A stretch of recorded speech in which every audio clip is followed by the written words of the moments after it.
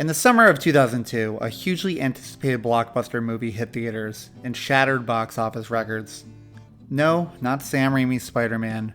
I'm talking, of course, about Jay Roach's Austin Powers and Goldmember. The third film in the Austin Powers trilogy made $73 million domestically in its opening weekend, with inflation that's over $130 million today. That's more than James Gunn's Superman and more than the fourth attempt at a Fantastic Four movie. A comedy sequel where the main attraction is Mike Myers playing multiple characters and doing silly accents made Deadpool money at the box office. Today that feels unheard of, but does it have to be that way? Let's rewind a bit. Back then, my two favorite franchises were The Simpsons and Austin Powers. Clearly I was a 10-year-old comedy nerd, a far cry from being obsessed with Star Wars or Marvel at that age. And I'll say this, going to see Goldmember opening weekend was one of the most formative theatrical experiences of my life. I had never laughed that hard before. Not that Goldmember is some cinematic masterpiece. In fact, I'd say it's the weakest of the trilogy. But if you were there, in that theater, in that moment, you'd understand. The energy in that room was electric. There is no genre of film more theatrical than comedy. Some of the best times I ever had growing up were just getting the boys together and going to see the latest summer comedy on opening night with a sold-out crowd. I was a teenager in the back half of the 2000s, so I was lucky enough to go see movies like Anchorman, The 40-Year-Old Virgin, Wedding Crashers, Talladega Nights, Borat, Jackass No. 2, Knocked Up, Superbad, Walk Hard, Forgetting Sarah Marshall, Harold and Kumar Escape from Guantanamo Bay, Pineapple Express, Step Brothers, Tropic Thunder, Role Models, I Love You Man, The Hangover, The Other Guys, This Is the End, and of course, who could forget Get Him to the Greek. A movie that, in the summer of 2010, everybody walked out of thinking, man, Diddy stole the show.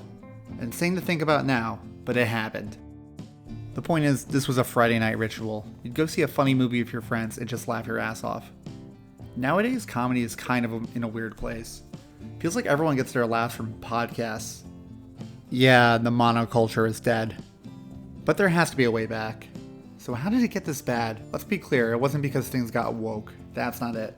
If you look closer at the numbers, comedy in the 2000s thrived during peak DVD sales. These movies did okay in theaters, but they made a killing on home video. That offset budget concerns. You get people to see it in theaters, they laugh, they tell their friends, they rewatch it, they quote it, they meme it. Business was booming. Then, 2008. The housing market crashes, the economy spirals into the Great Recession. Suddenly, studio execs get cold feet about the types of movies they're greenlighting. And then right in the middle of all this, in 2009, Big Jim Cameron releases a little movie called Avatar. It makes all the money in the world. Over $2 billion globally. Not just a hit in the US, but a mega hit overseas, especially in places like China. And here's why that matters. Right around the same time, a little service called Netflix begins to explode. No, you didn't need to go to a video store, you could stream movies at home, instantly for a cheap monthly fee.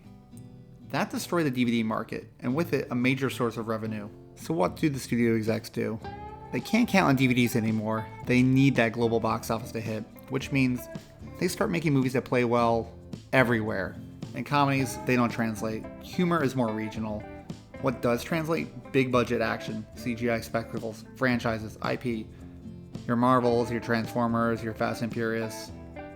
So, throughout the 2010s, business is good again. Even if the movie doesn't do so well in America, it could still kill overseas. Fast forward to 2019, Avengers Endgame comes out. It's one of the most successful movies of all time. And for many casual fans, it felt like a good ending point. But then COVID hits. Everyone thinks theaters are done. Spoiler, they weren't. In 2022, Top Gun Maverick, and yes, Avatar: The Way of Water, made insane money around the globe. So the global market was back, right? Well, not quite. Throughout the 2010s, China had been playing along with Hollywood. Their audiences got used to American event films. But China was also using that success to build their own blockbuster machine. Eventually they didn't need us anymore. Now in 2025, China is picky about what it lets in, and this year, their film Neza 2 made $2 billion in China alone. Safe to say, they're good without Hollywood. Superman, it's not really doing much globally these days, so here we are in the year of our Lord 2025, and I think comedy is actually primed for a comeback. Not in a legalized comedy way, but in a way where studios start giving actual budgets to actual comedies and putting them in theaters again.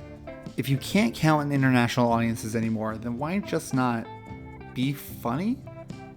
I truly believe that the lack of studio comedies over the last decade played a part in driving people online to podcasts run by so-called comedians who are more interested in being content creators that can sway elections than actually making you laugh.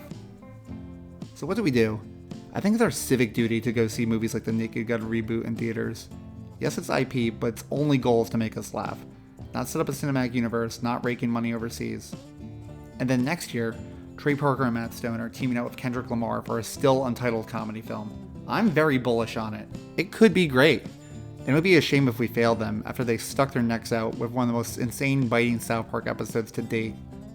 Maybe the cure for male loneliness isn't a wellness podcast or a dating coach.